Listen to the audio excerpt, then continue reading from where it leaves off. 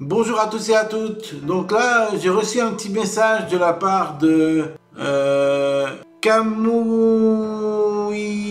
Jinzu, voilà, qui est un fervent croyant de Dieu, qui a la foi, et qui m'a posé la question suivante. Comment sommes-nous sauvés et pouvons-nous perdre le salut? Alors pour répondre à cette question, je me fie bien sûr à ma foi chrétienne. Comment peut-on être sauvé? Tout simplement en croyant que Jésus est mort pour moi sur la croix, pour me racheter de mes fautes et de mes péchés, et pour ma rédemption. Et pouvons-nous perdre le salut? Eh bien, je pense que si on ne croit plus que Jésus est mort sur la croix pour mes péchés, alors on peut perdre le salut, parce qu'on perd la foi. Donc pour pas perdre le salut, il faut toujours croire que Jésus est mort pour soi sur la croix. Donc je conçois que c'est une foi qui paraît simple, parce que si on fait que croire que Jésus est mort sur la croix pour soi, et donc on veut faire ce qu'on veut dans sa vie, faire n'importe quoi, mais on croit quand même à ça pour être sauvé, alors on sera sauvé. Mais j'ai du mal à croire que ce soit suffisant. J'ai l'impression, en tout cas pour moi, vous me direz en commentaire ce que vous en pensez, j'ai l'impression que croire que Jésus est mort sur la croix pour racheter mes fautes et mes péchés, c'est la vérité. Mais aussi, il faut me comporter d'une manière exemplaire et pas faire trop d'erreurs, pas pécher en permanence, ne pas tourner le dos à Dieu et faire des choses vertueuses, comme les Juifs appellent ça, les mitzvahs, c'est-à-dire des bonnes actions.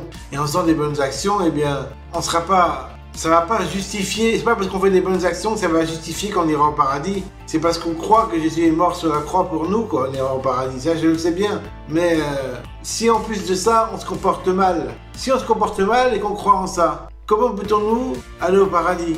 C'est quand même paradoxal. C'est pour ça que pour moi, si un athée ne croit pas en Jésus et au fait que Jésus est mort sur la croix pour lui, et que pourtant il se comporte bien toute sa vie, et bien si l'athée, au moment de rencontrer Jésus, au moment de mourir, il voit Jésus face à face, alors il se met à genoux et il dit voilà, j'ai trouvé Jésus, j'ai trouvé Dieu. Alors je me confesse et je demande pardon pour mes péchés, si j'en ai fait, que je n'ai pas cru en toi, qui m'a sauvé sur la croix, que tu es mort pour moi. Je croyais pas en toi parce que je t'avais jamais vu, je savais pas que c'était vrai, je croyais que c'était des mensonges et tout. Mais maintenant que je te vois, ben, je te crois vraiment en toi et je suis béni de ta présence, Jésus. Merci beaucoup d'exister pour moi. Et donc voilà, et après Jésus choisit qu'on aille au paradis ou pas, mais c'est pas à nous de choisir.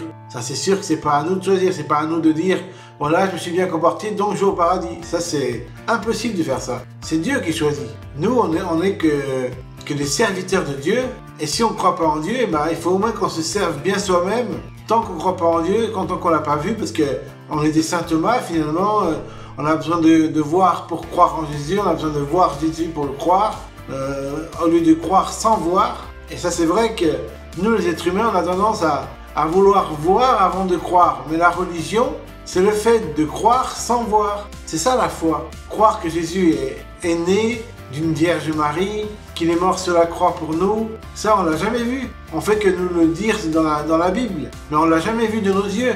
Si on l'avait vu de nos yeux, peut-être qu'on le croirait 1000 fois plus, 1 million de fois plus, mais comme on l'a jamais vu de nos yeux, c'est dur pour nous de croire, parce qu'on l'a jamais vu. Et Jésus a dit, heureux ceux qui croient sans avoir vu, parce que ceux-là seront vraiment heureux, quoi. Mais c'est vrai, c'est la vérité. Si on croit en Jésus sans l'avoir vu, c'est une source intarissable de joie intérieure pour notre être, parce qu'on sait qu'on est sauvé par Dieu, parce que on croit que Jésus est mort pour nos péchés. Donc ça veut dire que ce qu'il a fait, c'est pour racheter toutes nos fautes, tout ce qu'on fait de mal. Et c'est donc ça notre salut, c'est de croire que Jésus est mort pour nos péchés. Et donc à chaque fois qu'on pêche, on se repent intérieurement, on dit pardon à Dieu d'avoir péché, d'avoir commis un acte qui est certainement pas digne de Dieu, parce qu'il n'est pas parfait cet acte, il est nuisible, il est défectueux, il est buggé, on va dire, c'est pour parler informatiquement comme un geek. C'est un acte buggé, c'est pas un acte réfléchi, c'est pas un acte conscient, donc il n'est pas digne de Dieu, donc on se repent, on demande pardon à Dieu et on dit Dieu tu es mort sur la croix pour moi et je te remercie brillamment, vaillamment et dignement que grâce à toi je suis sauvé et j'ai le salut. Bon, si ça peut répondre à la question de ceux qui m'a posé cette question, qui m'a dit comment êtes-nous sauvés, comment sommes-nous sauvés et pouvons-nous perdre le salut, bah, j'espère que ça lui a bien répondu à sa question. Voilà, bye et salut à l'association à tous et toutes, salut, je suis un peu crevé, bye.